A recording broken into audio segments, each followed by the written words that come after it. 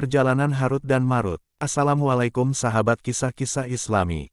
Sebelum memulai cerita yang akan saya sampaikan, kisah ini mungkin tergolong kisah Israiliyah yang kita hanya boleh mengambil hikmahnya saja, namun tak perlu juga kita meyakini kebenarannya ya. Kisah ini tentang Malaikat Harut dan Marut. Siapakah Harut dan Marut? Qatadah dan As-Zuhri menyebutkan, mereka berdua adalah malaikat, mereka turun ke dunia untuk menegakkan hukum di tengah manusia. Tafsir At-Tabari, 2/420. Dalam Al-Quran juga disebutkan, mereka berdua tidaklah mengajarkan sihir kepada seseorang kecuali berkata, ini adalah fitnah, jangan engkau kufur. Quran Surat Al-Baqarah ayat 102. Kisah ini berawal dari kisruhnya keadaan kerajaan Babilonia. Di masa itu bermunculan para penyihir jahat yang menyebarkan dan membuat kerusakan dengan sihir syaitan. Berita ini sampai pada para malaikat sehingga para malaikat melaporkan pada Allah Ta'ala tentang perbuatan manusia yang sangat merusak bumi. Lalu Allah Ta'ala pun menjelaskan bahwasanya jika para malaikat diberi beban yang sama seperti apa yang manusia pikul, belum tentu akan bisa menanggung sebagaimana yang manusia pikul. Konon katanya para malaikat begitu percaya diri di depan Allah, bahwa ia tidak akan melakukan kemaksiatan saat menjalani kehidupan sebagaimana manusia di bumi. Lalu diutuslah dua malaikat yang begitu soleh untuk diturunkan ke bumi.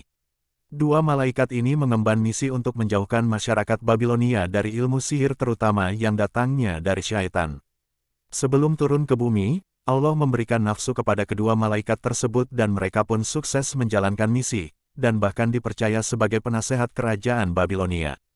Seiring dengan berjalannya waktu, kemewahan yang mereka dapatkan menjadi pintu masuk bagi iblis untuk mendorong Harut dan Marut melakukan kemaksiatan, sampai diutuslah seorang wanita yang cantik jelita untuk menggoda keduanya.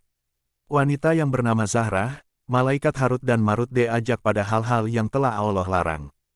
Hal-hal tersebut mulai dari minum minuman keras, berzina, dan akhirnya membunuh. Akhirnya Allah pun memanggil kedua malaikat itu kembali ke langit. Mereka terperanjat dan baru menyadari atas kemaksiatan yang dilakukannya.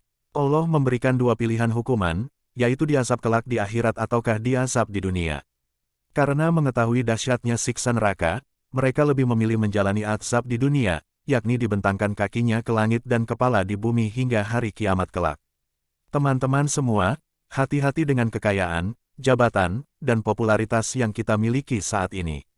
Bisa jadi semua itu merupakan pintu kemaksiatan kita di masa mendatang.